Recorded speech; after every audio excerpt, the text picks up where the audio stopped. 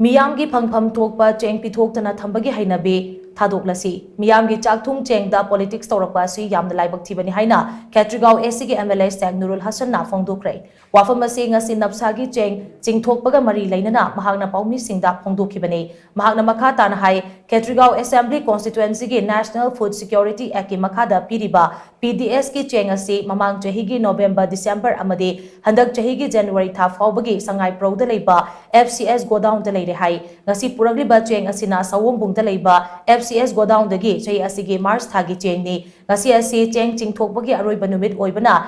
लाभ सत्खिदनबा तंगाई फदना खेत्रिगांव मियामगी चाकथुंग असि लहोबनी मार्च थागी चेंग असि ngasi फेयर प्राइस शॉप सिंगी खुथांगदा खेत्रिगांव की मियामदा फंगहनबा हौरगनी पेंडिंग द लेहौरिबा नवंबर दिसंबर अमदे जनवरी गे चेंग असिसु लाखलिबा निंगथौकाबा नुमित असिदा सुंगसोई सोइदना चेंग सिंगबा यारगनी हाइना चीफ मिनिस्टर नोंगथोंबम बिराना थाजबा पिरकले यामना लाइबक थिबदी नवंबर दगी हौरगा था मंगागे नपसागी चेंग असि इम्फाल ईस्ट डिस्ट्रिक्ट के डीएसओ ना उलई पालई तौदुना मतम सांगना नमसिंदुना थमकिबा असिना खेत्रिगांव की मियामना एमएलए ना हैना थोखरबगुम लाना खलिबा से तंगाई फदना सेंगदोक्तबा यादबदगी सेंगदोकपनी इम्फाल ईस्ट डिस्ट्रिक्ट की डीएसओ से फोन तौरसु पाइदबा स्विच ऑफ थमजिंदुना लैकिबने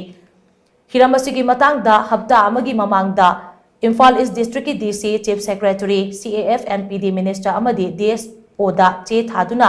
पंदुना लैरिबा था मंगागी चेंग पिथोकपिनबा हाइजकी मदुगी रेस्पॉन्स ता इम्फाल ईस्ट डिस्ट्रिक्ट की डीसी ना सीएएफ एनपीडी की डायरेक्टर दा इकिबा चिठी अमा फॉरवर्डिंग तोबिरकी मदुगी मतुंग तारकपदा सीएएफ एनपीडी की डायरेक्टर ना पेंडिंग लैबा था सिंगी चेंग पुंग कुनमरी की मनुंगदा कॉन्ट्रैक्टर सिंगना चेंग चिंगथोकदबनी हाइना नोटिस थोकी अदुबु लाइबक थिबदी डायरेक्टर ना थोकिबा नोटिस अदु डीएसओ की माइकेदगी पॉजिटिव ओइबा रेस्पॉन्स अमता फंगिदे डीएसओ ना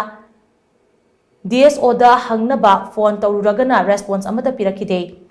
वाफम असि मणिपुर के चीफ मिनिस्टर यौनबदगी चीफ मिनिस्टर ना मतम चाने इंटरवीन तौरक्तुना नवंबर थादगी फंगददुना लेरकपा खेत्रिगांव मियाम की चेंग अदु निंथौकाबा नुमित असिदा सुंसोई सोइदना पिरगनी हाइना चीफ मिनिस्टर ना थाजबा पिरखि हाइना सु माहना मखा ताना फोंदोखी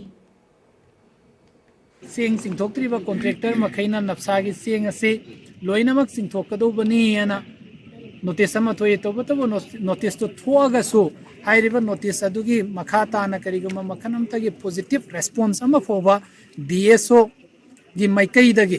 पिरक्तबा अमदे अखोयगे खेत्रिगांव गी लेरिबा केएफएनपीडी गी इंस्पेक्टर मसा असिसु डीएसओ ना मंगोंदा याबा करिमता पिरक्त्रि अदुना मरम ओइरगा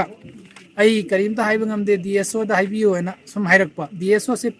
फोन तौरगना डीएसओ सिना करिगुम मखल अमा फोबगी पॉजिटिव रेस्पॉन्स पिरक्तबा आदगी थोकपा दुम लबा कम्युनिकेशन गैप हाइगद्रा नत्रगना मिसअंडरस्टैंडिंग हाइगद्रा नत्रगना ऑफिशियल या माइकैदगी तसेंगमकिदि थवोय ववोयदबनी हाइना लौबदा लौमनबा थोक्तबरा हाइना खल्ले अदुबो हौजिकते ऑनरेबल चीफ मिनिस्टर ना इंटरवेंशन तुबीबदगी असि खेत्रिगांवगे अखोय सत्तुंग असे नवंबर थादगी फंगदना लेरंबदु सुमसोई सोइदना निंगथौकाबा नुमित नवंबर दिसंबर अमदि जनवरी थागी चेंग अदुगा ngasi ना मार्च थागी चेंग असे ngasi यंथोकपा होरे अदुगा था मरी तौबतबो फेब्रुवारी थागी दे हौजे हौजे मणिपुर मसा पुंबगी ओइना चिंगथोकपगी अयाबा लेतबना मरम ओरगा चिंगथोक्त्रि अदुसु यारबा मतमदा सोइदना पाउ पिबिरकनी हाइबगी आशा तौजरी।